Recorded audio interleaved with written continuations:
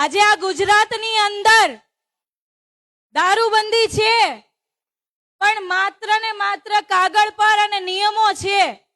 હકીકતમાં ઠેર ઠેર જગ્યાઓ પર દારૂ વેચાય છે.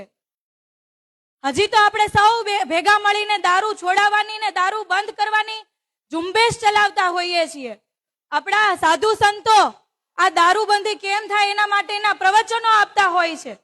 હજી તો આપણે દારૂનું દૂષણ દૂર નથી કરી શક્યા, ત્યાં અત્યારે ડ્રગ્સનું દૂષણ ખૂબ મોટા પાયે આવી ગયું છે.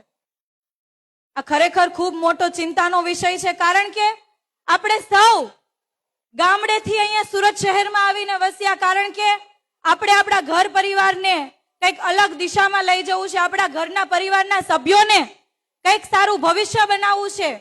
સારા ભવિષ્યના સપના જોતા જોતા આપણે સૌ અહીંયા સુરતમાં આવ્યા.